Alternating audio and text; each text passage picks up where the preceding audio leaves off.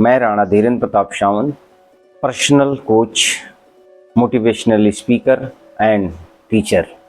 जैसा कि मैं पोस्टेड हूँ कंपोजिट उच्च प्राथमिक विद्यालय परियां सम्मनपुर, जहाँ पे बहुत बेहतरीन और अच्छे विचार वाले बच्चे स्टडी करते हैं और उन्हें मैं ज़्यादा से ज़्यादा देने की कोशिश करता हूँ, क्योंकि मैं जानता हूँ बच्चों में भविष्य बसता है, चाहे वो भविष्य परिवार का हो, चाहे उन बच्चों का हो या अपने देश का हो। तो मित्रों, मैं बच्चों को बेहतर से बेहतर बनाने के लिए आज कक्षा 8 की विज्ञान विषय के किताब को पढ़ेंगे और इसकी विशेषता ये होगी कि हर विषय, हर पाठ को पढ़ करके उनका आंसरिंग करते चलेंगे।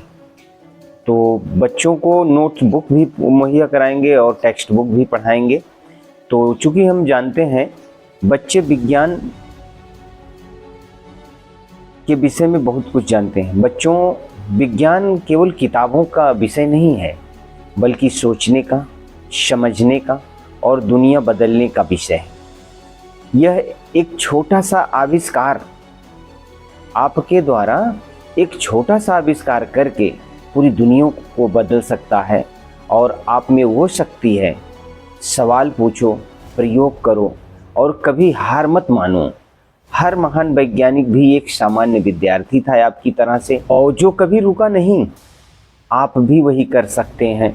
ध्यान से पढ़ो, खोज करो और सोचो कि मैं क्या नया कर सकता हूँ। और आज की पढ़ाई आपकी मेहनत कल का भविष्य है। खुद पर विश्वास रखो, आप ही भारत के उज्जवल वैज्ञानिक हैं, ऐसा मुझे विश्वास है। बच्चों, जैसा कि हम विज्ञान विषय को शुरू करेंगे, तो विज्ञान विषय को शुरू करने के लिए ये कक्षा 8 के लिए है।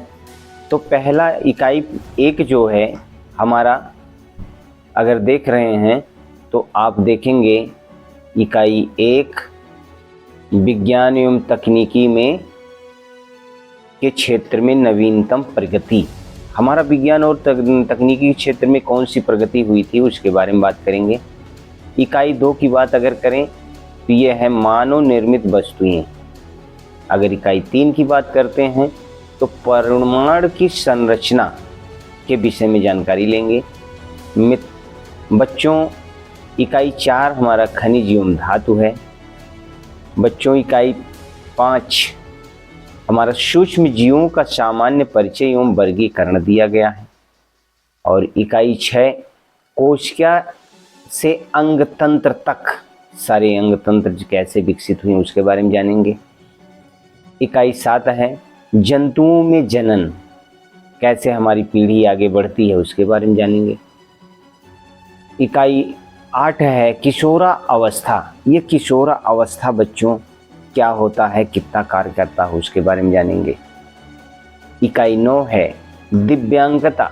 ये दिव्यांगता क्या क्या होता है, हमारा मानसिक होता है, शारीरिक होता है, सामाजिक होता है, उसके बारे में जानेंगे। और इकाई 10 है फसल उत्पादन। इकाई 11 है बल एवं दाब या बल तथा दाब। और इकाई 12 है प्रकाश एवं प्रकाश यंत्र। जैसे प्रकाश यंत्र हमारे बल्ब होते हैं, जैसे हमारे लैंप्स होते हैं, टॉर्च होते हैं, ये सब जो है प्रकाश और से कैसे प्रकाश यंत्र तक का निर्माण करके हम अपने जीवन में उपयोग कर रहे हैं के बारे में बात करेंगे। इकाई 13 है आपका विद्युत धारा। इकाई 14 है चुंबकत्व। और इकाई 15 है कार्बन और उसके यौगिक। और इकाई 16 है ऊर्जा के वैकल्पिक स्रोत। और 17 है कंप्यूटर। तो बच्चों, जैसा कि हम देख रहे हैं, ये हमारा 16 और 17 टोटल 17 इकाई में बांटा गया है टोटल विज्ञान। इस विषय को हम लोग बेहतरीन ढंग से कैसे पढ़ सकते हैं के बारे में चर्चा करेंगे। तो इस चर्चा को आगे बढ़ाने के लिए हम चाहेंगे कि आज पहला लेसन हम लोग शुरू करते हैं। पहला लेसन में जब हम शुरू करते हैं तो बच्चों देखते हैं कि हमारा इकाई 1 विज्ञान एवं तकनीकी क्षेत्र में नवीनतम प्रगति होता है।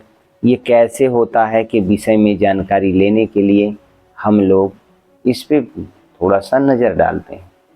हम आपको जो महत्वपूर्ण होंगे उनको हाईलाइट करके आपको दिखाएंगे कि इनको जो है आपको फोकस होकर के या ध्यान देना है। बाकी सारी चीज़ें आपके पास उत्तर प्रदेश सरकार द्वारा मुफ्त में बुक मिल चुकी है, उस किताब को पढ़ करके आप सारी चीज़ों को समझ सकेंगे। लेकिन यहाँ पे हम आपको कुछ चीज़ें ऐसी भी बताएंगे जो कि बहुत ही ज़रूरी है। तो जैसे कि इकाई 1 विज्ञान एवं तकनीकी के क्षेत्र में नवीनतम प्रगति है, तो इसमें देखिए एक छोटा सा इस बार कोड स्कैनर लगा हुआ। इस बार कोड स्कैनर की विशेषता ये है कि इस पे जैसे ही हम अपने मोबाइल के लेंस को लगा करके और क्लिक करते हैं, बच्चों तुरंत ही हमारा बार कोड स्कैन हो जाता है और इसके स्कैन होते ही हमारे बार कोड में वो सारी चीज़ें मिलने लगती हैं जो चीज़ें इस पाठ में दी गई हैं और जो ज़रूरी हैं। तो इस बार कोड को कभी भी मोबाइल से स्कैन करके कहीं भी आप पढ़ सकते हैं। तो बच्चों, जैसा कि यह पाठ का नाम ही है विज्ञान एवं तकनीकी के क्षेत्र में नवीनतम प्रगति, तो इसमें हम देखते हैं कि क्या पढ़ना है।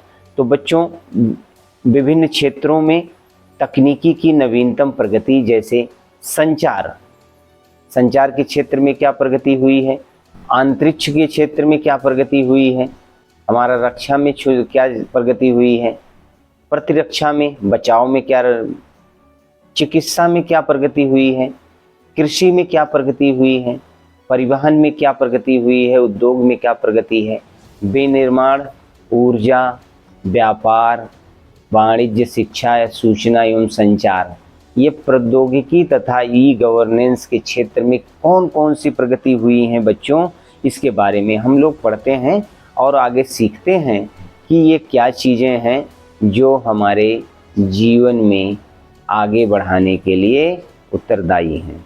तो आगे चलते हैं बच्चों, तो हम देखते हैं कि हमें अपनी किताब को खोलेंगे तो ये पाठ हमको मिलना शुरू हो जाएंगे और ये आपके पास है, इसमें कुछ करना नहीं है, बस आपको हम पढ़ाते चल रहे हैं, आप देखते चलिए कि क्या क्या चीज़ें इसमें हैं। जैसा कि आप अपनी पिछली कक्षाओं में पढ़ा है कैसे विज्ञान और तकनीकी ने हमारे दैनिक जीवन को अत्यधिक प्रभावित किया है। बात को ध्यान देना, प्रभावित ही नहीं, अत्यधिक प्रभावित किया है। इसी क्रम में हम विज्ञान एवं तकनीकी के विभिन्न क्षेत्रों में नवीनतम परिवर्तनों, ध्यान रखिए, नवीनतम परिवर्तनों का अध्ययन करेंगे। विज्ञान अपने हर नए अनुसंधान के साथ दैनिक जीवन को सरल और उन्नयन वातावरण को विकसित करने के लिए लगा, ध्यान रखिए, अनुसंधान के साथ दैनिक जीवन को सरल एवं उन्नत वातावरण को विकसित करने के लिए लगातार प्रयासरत रहा है। और विज्ञान एवं तकनीकी नित नए वैज्ञानिक शोध से संचार, शिक्षा, अंतरिक्ष, चिकित्सा, कृषि, परिवहन, ध्यान दीजिए कितने क्षेत्र हैं वैज्ञानिक शोध के, ये आपको मिल जाएगा यहाँ से। शोध से संचार, शिक्षा, अंतरिक्ष, चिकित्सा, कृषि, परिवहन, उद्योग, ऊर्जा आदि क्षेत्रों में विभिन्न स्तर से विकास हुआ है। तो इस तरह से हम जो है विज्ञान को पढ़ेंगे और इसमें क्या क्या चीज़ों का फ़ायदा हुआ है उन चीज़ों को हम जानेंगे। और आगे चलते हैं तो हम पाते हैं, थोड़ा सा पॉइंटर रहने से आसानी ये होता है कि आपके समझ में आएगा कि क्या क्या चीज़ें हम आपको सिखाना, दिखाना, समझाना चाहते हैं। उन पॉइंट्स को ज़रूर फोकस करिएगा जिन पॉइंट्स को हम रेड कर देंगे, और आप अपनी किताब को उठा करके साथ में रखे रहिए और उस पर भी पेंसिल से हाईलाइट नीचे अंडरलाइन कर दिया करो। ऐसे जो पॉइंट्स हम अंडरलाइन करते हैं, जैसे कि हमने बताया वैज्ञानिक शोध के संचार, कृषि, परिवहन और उद्योग क्षेत्र में, आदि क्षेत्र में, तो इतनी दूर आप भी इसको जो है हाईलाइट कर लीजिए, अंडरलाइन कर लीजिए। इससे होगा क्या कि जब आप किताब को पलटोगे तो आपके समझ में आएगा कि कौन से पॉइंट्स इम्पोर्टेंट हैं। मित्रों, इस तरह से हम किसी भी नई तकनीकी उपयोग से मनुष्य के दिनचर्या, कार्यशैली में सुधार आता है। अतः विज्ञान और प्रौद्योगिकी विभिन्न मूलभूत चुनौतियों का प्रत्यक्ष या परोक्ष रूप से डटकर मुकाबला किया है। इन मूलभूत चुनौतियों में कृषि है, उद्योग है, स्वास्थ्य सुविधाएं हैं, घटते प्राकृतिक संसाधन आदि हैं।